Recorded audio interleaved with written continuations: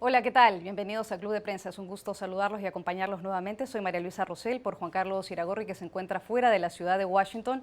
Y a nombre de él le doy la bienvenida a nuestros invitados el día de hoy. En primer lugar, a José Miguel Vivanco, director para América Latina de Human Rights Watch. Bienvenido al programa. Muchas gracias por invitarme. Raquel Godos, la corresponsal de la Agencia Española de Noticias EFE. Bienvenida también. Gracias, María. Y José Díaz Briceño del diario Reforma de México. Bienvenidos a los tres. Gracias. Vamos a hablar, por supuesto, como lo hemos anticipado, del tema del aborto, pero que como a esta hora es la ceremonia inaugural del Mundial de Fútbol en Rusia, quiero algunos comentarios de nuestros invitados. Este mundial tiene 32 equipos que compiten por la Copa del Mundo, se desarrolla con 80.000 personas en el Estadio Olímpico de Luzhniki en Moscú. El primer partido va a ser el de Arabia Saudita con Rusia y hay muchos pronósticos. Antes de los pronósticos me gustaría saber, José Miguel, si tú piensas que de alguna manera este mundial beneficia a Putin políticamente por el hecho de que él no está dentro del grupo de los G7, está excluido, sin embargo tiene una plataforma muy grande ahora con este mundial que lo podría utilizar políticamente. ¿Tú qué crees? A ver, Putin es un déspota que gobierna como un tirano en Rusia y que comete violaciones en derechos humanos en lo interno y a nivel internacional. Indudablemente que este mundial le beneficia, le ayuda. Por eso me parecía importante que a la ceremonia inaugural, únicamente a la ceremonia inaugural, no asistieran líderes democráticos de talla mundial, porque no es necesario. Esos líderes, cuando juegan sus países, por cierto que deben estar ahí apoyando sus equipos, pero no hace falta que estén al costado de Putin dándole una especie de manto de legitimidad a un régimen que no se lo merece. Raquel. Bueno, es bastante lamentable que la ceremonia inaugural la protagonicen dos países que son básicamente dictaduras, ¿no? Como Arabia Saudí, además con una cantidad de atentados contra los derechos humanos flagrantes. Pero bueno, es verdad que los deportes, incluso el espectáculo, a veces es imposible que no se tiña de política y además son países muy poderosos internacionalmente hablando y sacarles de ahí también es complicado. Pero bueno, hay que repensar un poco estas circunstancias y también ojalá sirva para atraer la atención sobre esas sombras que también tienen, ¿no? José, ¿tú qué piensas? Bueno, recordemos que, las Copas Mundiales, tanto de este año como de la de 2022 en Qatar, fueron muy cuestionadas sobre el tipo de selección que hizo la FIFA. Esto fue previo a todo el escándalo que conocemos ahora, que ha sacudido a toda la organización. Y ahora, por primera vez, ayer se anunció una nueva sede en Estados Unidos, México y Canadá para 2026 y por primera vez se dieron a conocer los nombres de los países, esto para que votaron a favor de esta sede, esto para traer un poco de transparencia al proceso y evitar estos sesgos de corrupción que se sospechan. Hay que decir, mi propio país, México, fue sede de la Copa Mundial en 2 ocasiones, cuando México era todavía un país autoritario y se utilizó para legitimar a un régimen en ese momento, igual que ahora. Pasemos ahora sí de lleno al tema de Argentina. 23 horas de maratónica sesión en el Congreso argentino para hablar sobre el tema de la legalización del aborto y en horas de la madrugada eso continuó. Finalmente ha habido una votación, 129 legisladores de la Cámara de Diputados votaron a favor del proyecto de ley que legalizaría el aborto, 125 en contra y hubo una abstención. Si es que todo marcha bien y esto avanza en la Cámara de Senadores y se aprueba en el Congreso argentino, la ley o el proyecto de ley tal cual está escrito permitiría llevar a cabo un aborto legal hasta la semana 14, solo con el requerimiento de la gestante. Además, a partir de la semana 15, si el embarazo fuera producto de una violación con una declaración jurada ante un profesional de la salud y si estuviera en riesgo la vida y la salud de la gestante. Y finalmente la otra condición es que también se permitiría el aborto si se diagnostica que el bebé o la bebé no podrían sobrevivir después de su nacimiento, que es lo que el proyecto de ley llama imposibilidad de vida fuera del útero. ¿Qué posibilidades hay desde tu punto de vista, José Miguel, que esto avance en el Senado y qué repercusiones tiene en América Latina, donde todavía hay una serie de países que no permiten el aborto? Yo estaba revisando un poco algunas de estas cifras. Es completamente legal en Guyana, Cuba y en el Uruguay. Está prohibido en El Salvador, en Honduras, en Nicaragua y en República Dominicana. Está permitido en Sudamérica en algunos casos, si es que hay un caso de violación o para salvar la vida. Y recientemente en Chile, la expresidenta Michelle Bachelet permitió que se promulgara la ley que favorece el aborto de manera legal. ¿Cuáles son las repercusiones de este debate en Argentina? A ver, se te olvida mencionar que en Ciudad de México... Solo en la capital. Solo en el DF. Sí, tienes razón. Se puede practicar un aborto sin la concurrencia de causales. Así es. Esto es un debate que genera unas pasiones y unos debates que son algunos valiosos, otros que la verdad esconden prejuicios, cuestiones religiosas y realmente no hay en muchos de los que, especialmente de aquellos que se oponen a una legislación de esta naturaleza, no se ofrecen mayores argumentos. Yo creo que lo que está ocurriendo en Argentina es de un mérito, de una importancia, me atrevería a decir, de carácter intercontinental. Porque fíjate que los países desarrollados, en su gran mayoría, cuentan con legislación que permite la interrupción del embarazo dentro de las primeras 12 o 14 semanas. Los países en desarrollo, en su gran mayoría, en cambio, tienen legislaciones que son tremendamente restrictivas, o que prohíben definitivamente, o que lo autorizan solamente en muy limitadas circunstancias. Y esto porque además no hay consenso sobre lo que es el origen de la vida. ¿Cuándo se origina la vida? ¿Cuándo hay vida? Hay divisiones filosóficas, éticas, religiosas, hasta científicas. Cada cual ofrece los datos que considere útiles para afianzar su posición.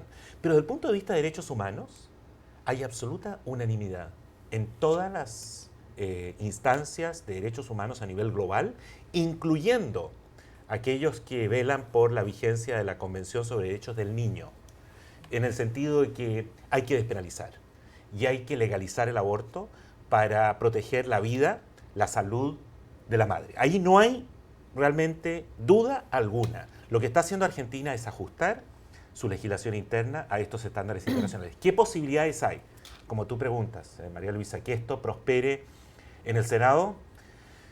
No va a ser fácil. Es una batalla compleja, especialmente por la representación de provincias ultraconservadoras que no van a estar sus senadores probablemente dispuestos a un diálogo abierto, un diálogo serio, riguroso sobre esta materia. Yo creo que en buena parte los méritos, y es curioso que esto tenga que decirlo, los méritos se los lleva en buena parte, no solo a la sociedad civil, las mujeres, aquellos que se han organizado para que este debate se dé, sino también el propio presidente Mauricio Macri. Porque él ha sostenido desde que se abrió el debate que personalmente está en contra. Es decir, él está porque se mantenga el statu quo en términos de penalización del aborto, pero que él apoya y favorece un debate amplio, un debate razonable, un debate político sobre esta materia, y que no va a vetar la ley si la ley es aprobada por el Congreso. Son pocos los líderes que pertenecen a una corriente de centro-derecha, digamos, que estén dispuestos, a lo menos en esta región, a sostener una posición de esa naturaleza. Y yo creo que en la medida en que el gobierno y el propio presidente mantenga estas posiciones, va a ser posible dar un debate valioso que indudablemente, si logran ellos legalizar el aborto, como ha ocurrido con la media sanción en la Cámara Baja, esto va a tener una enorme repercusión en toda la región. Raquel, retomando un poco lo que menciona José Miguel Vivanco, es cierto, el presidente argentino se ha mantenido un poco al margen del debate político dentro del Congreso, y entiendo que en las últimas horas, donde el debate era muy acalorado en el Congreso, les dijo a sus funcionarios de gobierno que no intervinieran haciendo presión a ninguno de los legisladores en uno u otro sentido. ¿Qué posibilidades le ve usted a que prospere este proyecto de ley a medida que avanza hacia el Senado? Bueno, creo que lo que está pasando en Argentina y sobre todo en el contexto social, con el levantamiento también de las mujeres reivindicando igualdad de condiciones y de derechos, está generando muchísima presión social sobre los políticos y se está viendo en otros países, pero en Argentina, en el continente especialmente. Y aunque, como decía José Miguel, hay evidentes casos de representación de ultraderecha que vienen de ciertas provincias muy conservadoras, esas mujeres también siguen ejerciendo esa presión, van a continuar haciéndolo y creo que esperaría además que salieran a las calles como han salido en los últimos días para continuar aumentando la presión y creo que eso también a esos legisladores les pone en una situación muy complicada a la hora de defender a lo mejor lo que ellos creen. Y me parece muy inteligente la postura de Macri, porque al fin y al cabo él hace evidente y expresa su opinión al respecto, pero respeta la representación y lo que han decidido los diputados, que al fin y al cabo son los representantes de la ciudadanía. Con lo cual veremos a ver si esos senadores toman un poco la mano de Macri y también escuchan las presiones sociales y van más allá. Lo que me parece interesante también es recalcar lo que comentaba José Miguel sobre la Convención Internacional acerca del aborto, porque hay que recordar que Naciones Unidas en sus estudios poblacionales, en sus previsiones para el crecimiento mundial, cómo la demografía y la economía evoluciona, una de las primeras premisas es las mujeres tienen que estar lo suficientemente empoderadas como para poder aportar a la economía mundial y el primer paso es que ellas sean dueñas de su propio cuerpo. Con lo cual hablamos del control demográfico desde el primer paso, ¿no? Y digamos que es algo que la gente ve desde un punto de vista, si quieres, pasional y poco racional, pero tiene una explicación, primero, muy básica en términos de derechos fundamentales y segundo, muy práctica en cuestiones de evolución social. Entonces, estos países en desarrollo que están buscando precisamente eso, seguir avanzando, dejar a un lado a la mitad de la población y discriminarla por cuestiones religiosas es tremendamente grave. Y hay que recordar que ninguna mujer se somete a un aborto por gusto. Este concepto es muy difícil de hacerles comprender, pero claro, ninguna mujer del mundo se somete a un aborto por placer. Pepe, quiero retomar un poco lo que decía Raquel, la presión social va a continuar en Argentina, lo hemos visto en las últimas horas con esa vigilia que ha habido frente al Congreso argentino, pero parece que el peronismo va a hacer mucha presión, ellos tienen otra agenda, ellos ven las cosas desde otra óptica. ¿Qué cree usted que va a pasar en Argentina finalmente y cómo ve el tema del aborto en América Latina en general? Sí, yo pensaría que, como se ha visto en otros países, incluido México, este tipo de situaciones nunca hay victorias completamente al 100%, sino que son victorias que van pasando paso a paso. En México, por ejemplo, se aprobó en 2007 en la Asamblea Legislativa de la Ciudad de México, pero hay otros estados de la República Mexicana como Guerrero, Querétaro y Guanajuato que incluso lo penalizan incluso cuando la vida de la madre está en peligro. Es decir, todavía hay una batalla que dar y se va dando congreso por congreso en el orden federal en México, aun cuando la propia Suprema Corte de Justicia de México en 2008 pues básicamente aprobó la constitucionalidad de las reformas aprobadas en Ciudad de México. Es decir, la batalla en todos los países nunca es total, perdón, el triunfo nunca es total. Y en Argentina a mí me parece que aun cuando no se logre en el Senado, el cambio de percepciones que ha ocurrido en los últimos 13 años es increíblemente notorio. José Miguel Vivanco decía, tendrá efectos continentales sin duda. Se habían presentado seis leyes en los 13 años pasados sin mayor pena ni gloria y ahora las imágenes que estamos viendo, la inspiración que está teniendo para movimientos feministas alrededor de la región es conmovedora. En México muchas de las mujeres y también los hombres que estamos a favor de la despenalización se ve diciendo, bueno, ¿qué hicieron los argentinos para poder salir a la calle en Buenos Aires en los números que se están viendo? Sí, claramente las provincias son más conservadoras, pero es muy relevante destacar que esto surge detrás de una agenda en favor de derechos de la mujer, en contra de la discriminación por género, que surgió con el movimiento de Ni Una Menos. Y es muy relevante cómo la agenda se va evolucionando, va incorporando otros temas que al inicio no estaban en su prioridad. José Miguel. Mira, hay yo diría, un factor que puede influir, lamentablemente en un sentido negativo, y es el Papa. Un Papa que es un personaje muy político y que está muy pendiente de Argentina. Curiosamente, en marzo de este año, emitió un pronunciamiento que estaba indudablemente dirigido a influir en el debate, en defensa de la vida del feto, ¿no? Desde su óptica obviamente religiosa.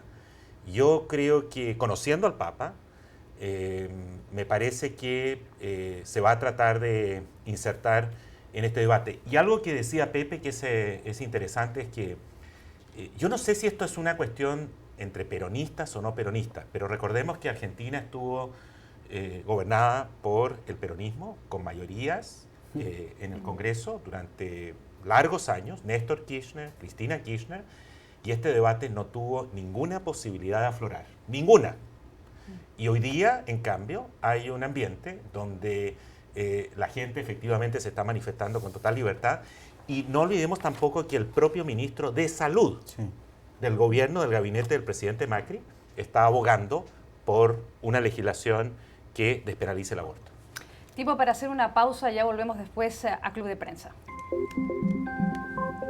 ¿Qué tal? Volvemos al programa para hablar ahora de Venezuela y de Nicolás Maduro, porque ha permitido la liberación de unos 43 prisioneros por razones políticas, dice el régimen venezolano.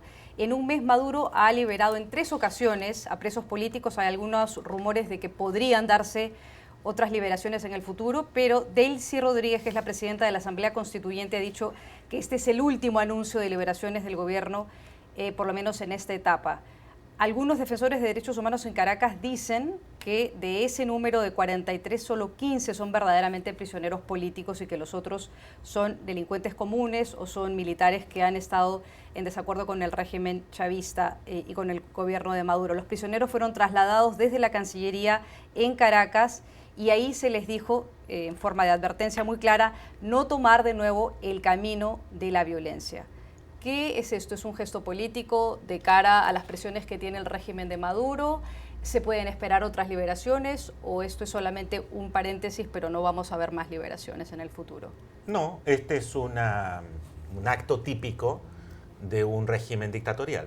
Así se conducen los regímenes dictatoriales desde Corea del Norte, pasando por Cuba o Venezuela, donde para ganar puntos con la comunidad internacional sobre la base justamente de presiones o sanciones. Estas sanciones les duele mucho al régimen. Las sanciones estas de confiscación o congelamiento de bienes, cuentas corrientes o cancelaciones de visa, y responden con estos gestos para ver si logran impresionar a algunos incautos, ¿no?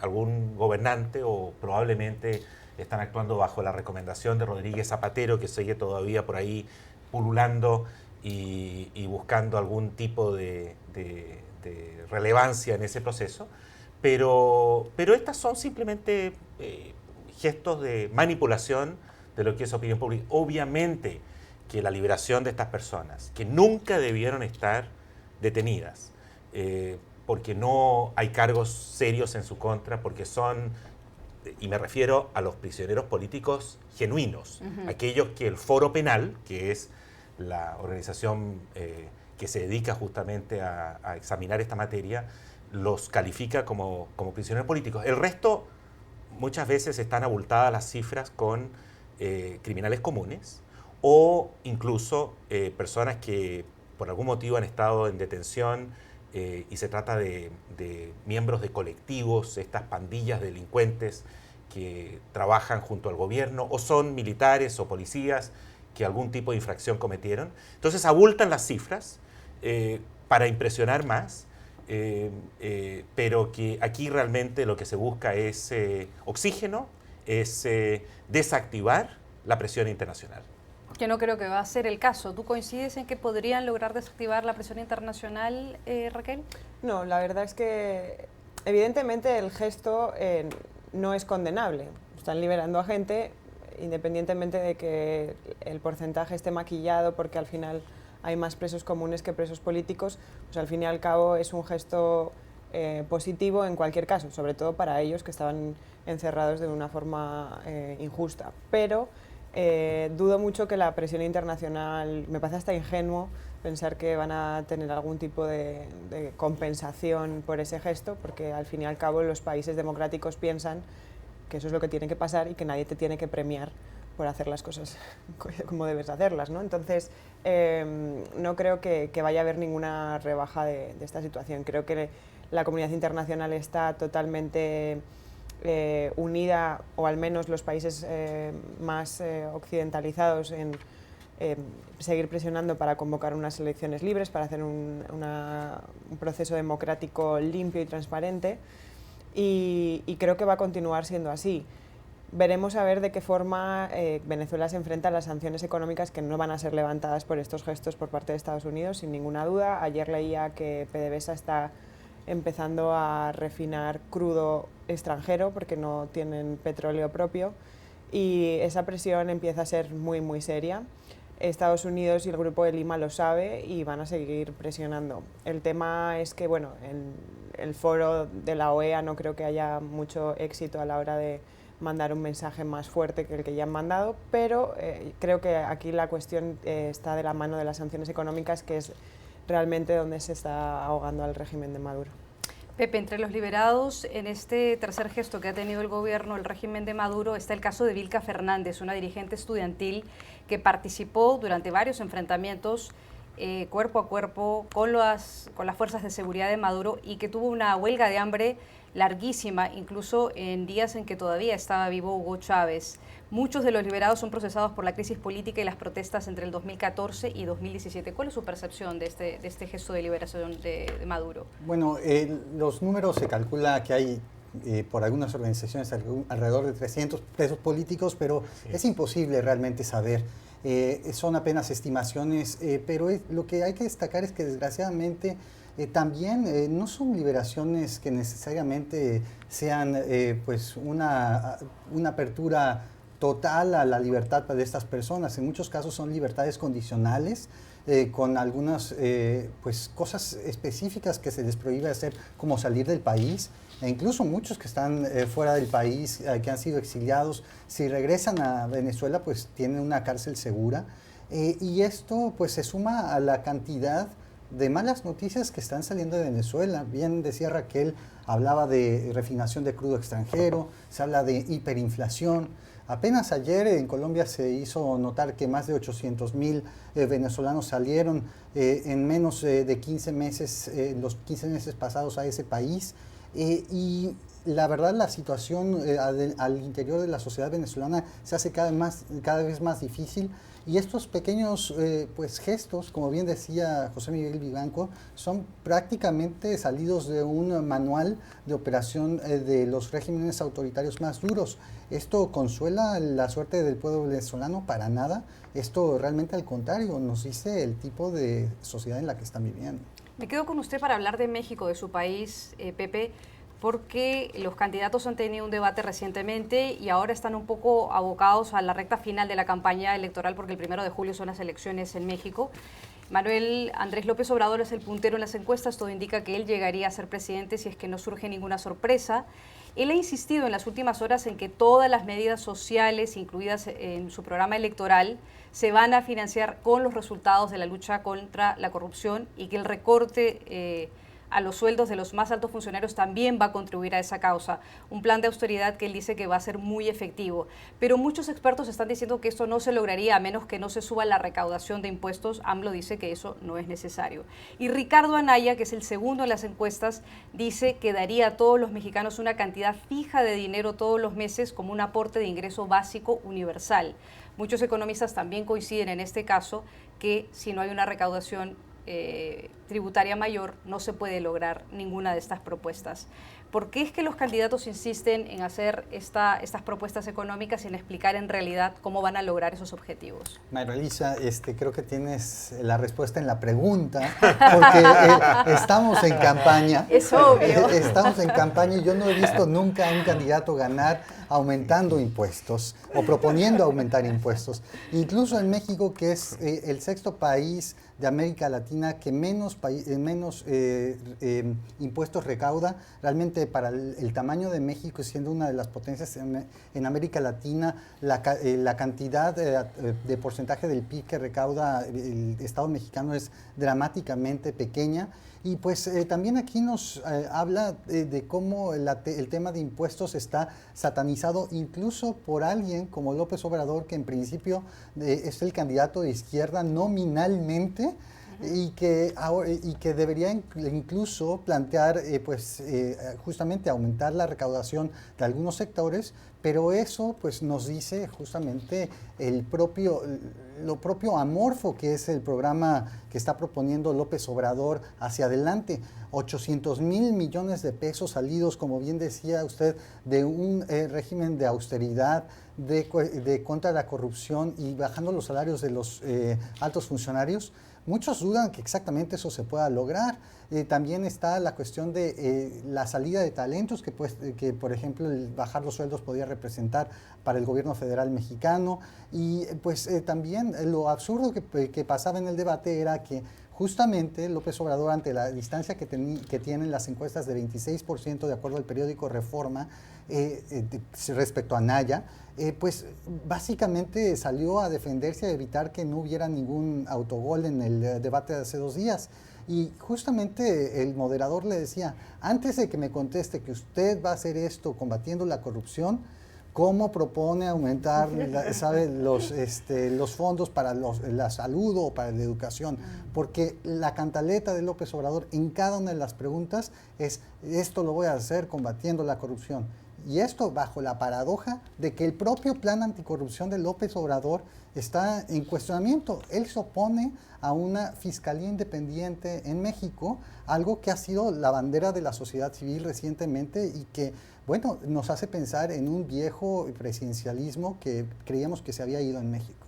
Raquel, en esta mesa hemos hablado muchas veces con Juan Carlos Iragorri, el director del programa, sobre México y la desigualdad económica en México. Ya hoy, revisando algunas cifras, miraba que el 5% pobre de México es tan pobre como el 2% tan pobre a nivel global. En el 2017, el 1% de los mexicanos más ricos concentraba, escuchen bien, el 28% de la riqueza del país, 4 puntos porcentuales más que la riqueza que tenía en el año 2000. Es decir, pocas personas con muchísimo dinero, y cada vez una desigualdad más grande. Cifras de Oxfam. ¿Cómo se puede hablar de México, de elecciones, de programas de economía para sacar a los pobres, cuando en realidad la desigualdad cada vez crece más? ¿Cómo ve usted las propuestas que hablan o a las que se refieren los dos principales candidatos? Bueno, creo que AMLO plantea un país que quisiéramos todos, para el nuestro propio también, pero necesita tener unas políticas mucho más eficientes al respecto. La cuestión es que el país que propone no se consigue con las políticas que plantea, con lo cual me imagino que puede ser que cuando llegue a la presidencia todos estos planteamientos de no voy a subir impuestos, pues al final lo termine por hacer.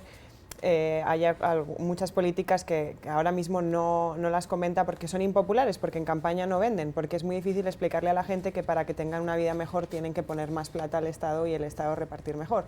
Lo que sí es cierto es que, claro, México, no hay que subestimar la capacidad de recaudación de la corrupción en México, porque es prácticamente astronómica, con lo cual no sabemos qué cantidades de dinero hay ahí. Pero es cierto lo que dice Pepe, hay que hacerlo a través de una fiscalía independiente, hay que hacerlo a través de un sistema transparente, no a través de mí yo mismo con mi organismo, ¿no? Entonces, me imagino que va a haber una dicotomía entre lo que está planteando a nivel de campaña y lo que realmente después tendrá que hacer si realmente quiere hacer esas modificaciones y ese cambio estructural en el país. Es necesario aumentar los impuestos en México, les guste o no, porque tienen unas condiciones de desigualdad enormes, entonces hay que establecer unos mecanismos transparentes para hacer unas políticas públicas que hagan que la gente mejore en sus sistemas de vida, empezando por la educación, siguiendo por la sanidad y ampliando los espacios de mejora de oportunidades, y eso no se consigue dejándolo en manos del mercado en un país que es eminentemente desigual.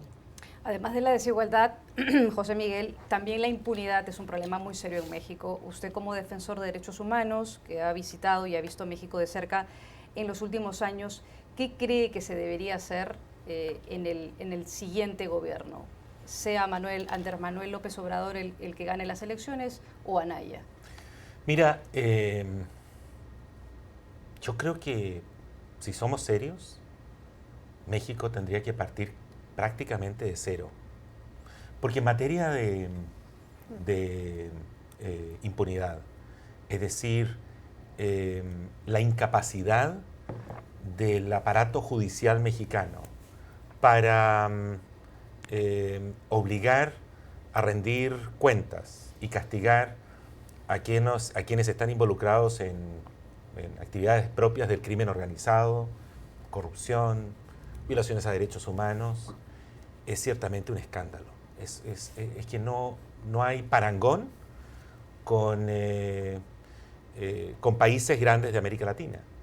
Mira tú, por ejemplo, los precedentes que está sentando, a lo menos en materia de lucha contra la corrupción, Brasil, que es algo realmente alucinante.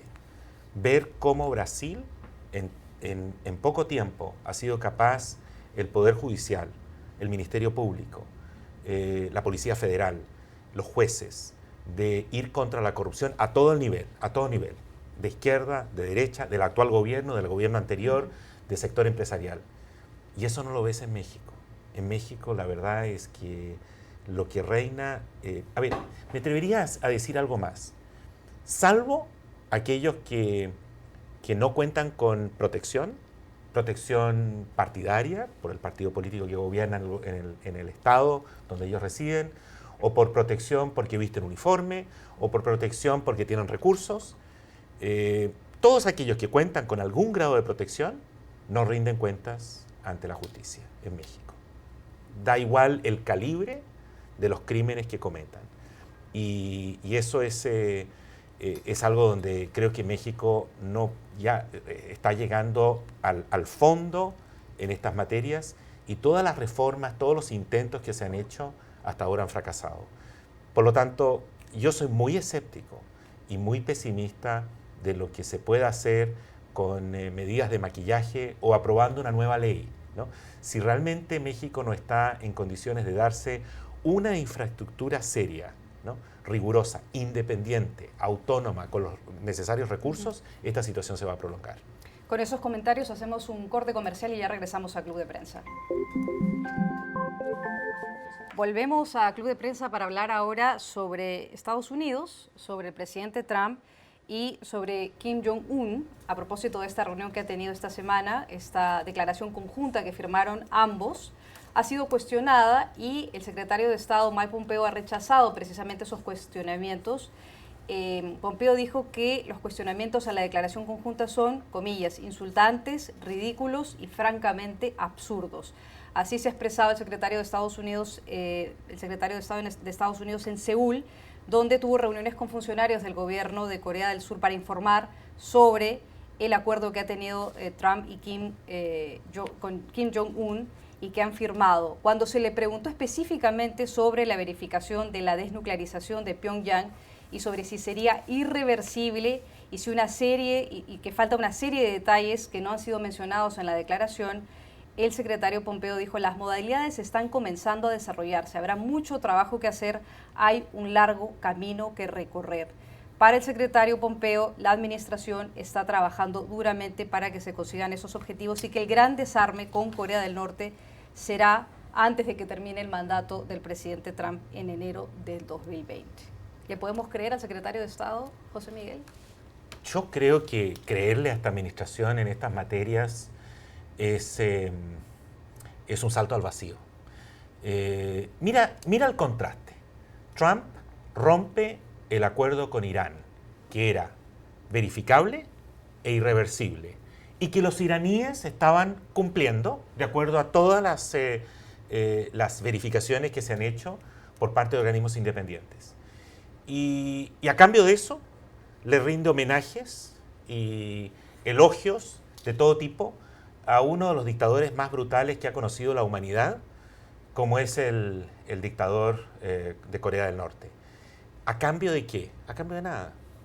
Y el secretario de Estado se enfurece porque el texto que han firmado no tiene ni siquiera un esbozo de verificación. Son una serie de párrafos vacíos que corresponden más bien a lo que ocurrió, que fue una foto, ¿no?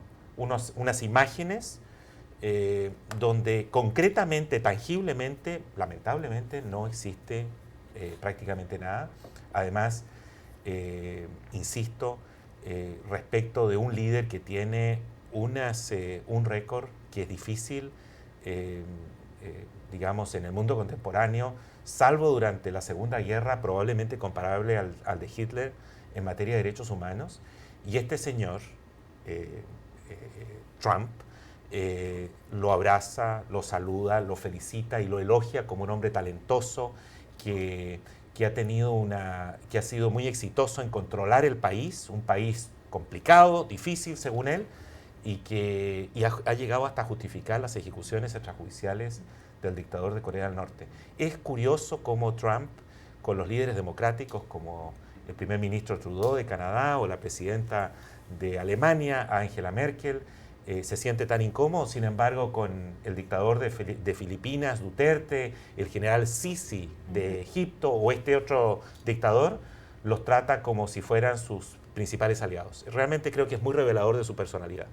El secretario de Estado también ha advertido, Raquel, que las sanciones vigentes contra Corea del Norte no se van a levantar inmediatamente hasta que efectivamente se produzca una desnuclearización completa, y ha asegurado que el ejército estadounidense retomaría sus ejercicios militares conjuntos con Corea del Sur si es que Corea del Norte no demuestra que está negociando de buena fe con Estados Unidos. ¿Qué podemos esperar? Bueno, es que, como decía José Miguel, ese texto es algo totalmente vacío. Ellos pueden poner unas condiciones o no. El hecho de que ya hayan retirado los ejercicios militares de las aguas del sur de China, pues son bastante, ya es una concesión al régimen bastante importante, porque ellos han sentido la presión estadounidense durante muchísimos años en esa zona. Creo que hay que mencionar obligatoriamente el hecho de que, recogiendo un poco las palabras de José Miguel sobre el tema de Irán, el acuerdo iraní también pasó a manos del Congreso estadounidense para que fuera revisado. Los congresistas también republicanos están pidiendo que ese texto, o lo que sea, que todavía no sabemos muy bien en qué consiste, sea llevado al Congreso, porque los legisladores no van a permitir que se acuerde algo tan laxo con una dictadura, y espero que al final ejerzan la presión suficiente y no tengan ese miedo a Trump los republicanos, que ahora tienen la mayoría en las dos cámaras, y exijan esa rendición de cuentas a nivel legislativo. Y por otro lado, pues creo que todo es como una especie de escenificación coreografiada, no creo que vaya mucho más allá, porque al fin y al cabo, bueno, Trump llega de Singapur, tuitea, ya daba por hecha la desnuclearización, afirmándola cuando ni siquiera empezaba a ejecutarse. Entonces, creo que tiene más que ver con toda esta seña de identidad de Trump, que se basa en la comunicación política bastante engañosa. En el show. Exacto. El sí. show. Eso es un show. Y entonces, un circo. Exacto. Entonces se está basando en ese tipo de política, y además en detrimento, por supuesto, siempre siguiendo una espina dorsal común a su presidencia, que es intentar tumbar todo el legado de Obama de camino e intentar mostrar que él es mejor. Y esto es la comparativa con el tema de Irán, que es algo bastante absurdo porque estaba funcionando, todo el mundo estaba de acuerdo con ello, bueno, salvo Israel, que tenía ciertas discrepancias evidentes, pero bueno, había un consenso, costó muchísimos años llevarlo a cabo. Estados Unidos estuvo años sin tener relaciones con Irán de ningún tipo, y se alcanzó un acuerdo ventajoso para todos y también para el mundo, ¿no?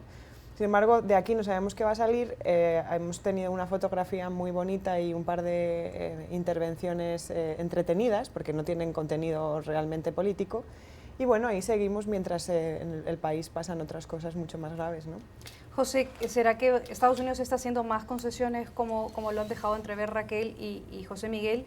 ¿Y usted cree que los republicanos en el Congreso serán lo suficientemente funcionales, por decirlo de alguna manera, para hacerle frente y pedir rendición de cuentas al presidente Trump, a la administración sobre el tema de Corea del Norte? Esa última pregunta sobre cómo los republicanos se pueden convertir en un contrapeso a la presidencia de Trump, nos la venimos haciendo desde el inicio de su administración, hace un año y medio casi. Y pues lo que hemos visto es que al contrario, un partido republicano sumamente disciplinado hacia Trump, a excepción de algunos legisladores que están por retirarse o están enfermos o han decidido entrar en una batalla total. Hablamos de Jeff Flake, el propio senador McCain o Bob Corker, el presidente del Comité de Relaciones Exteriores del Senado. Fuera de estas voces, muy rara vez los republicanos se oponen a las posiciones de Trump.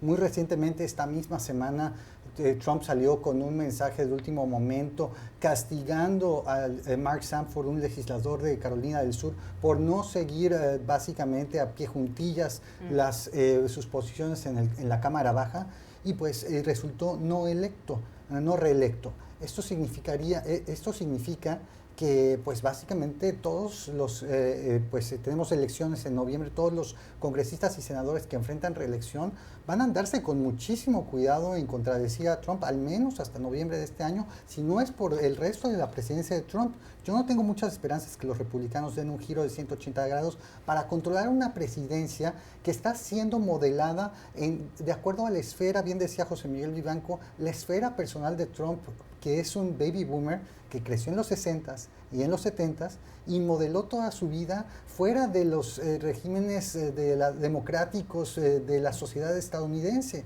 Vivió aislado por su padre básicamente en una esfera protegida, no fue a Vietnam y estuvo a cargo de un imperio de empresas que no está cotizando en bolsa. Es una empresa familiar donde la palabra del dueño de la empresa es la que vale y no se expone justamente a una vida democrática. ¿Qué tanto está esto transminando a la sociedad estadounidense? Será muy interesante ver hacia adelante, hacia dónde va la sociedad del Congreso. Pero solo para hacer una última anotación, María Luisa, las palabras son tremendas sobre los dictadores a los que ha aplaudido Trump. Sobre Duterte dijo, he escuchado que ha hecho un trabajo increíble sobre el problema de las drogas. Sobre Erdogan, también el líder turco ha dicho, yo tengo una gran amistad con él y ha hecho un papel impecable. Sobre Al-Sisi, el dictador egipcio, ha dicho, estamos de acuerdo en tantas cosas. Sobre el propio Putin dijo, bueno, realmente él es un gran líder, tanto como no he visto. Y el propio Kim Jong-un dijo, es un hombre tan talentoso que ama a su país tantísimo. Vamos a un corte comercial, ya regresamos a Club de Prensa.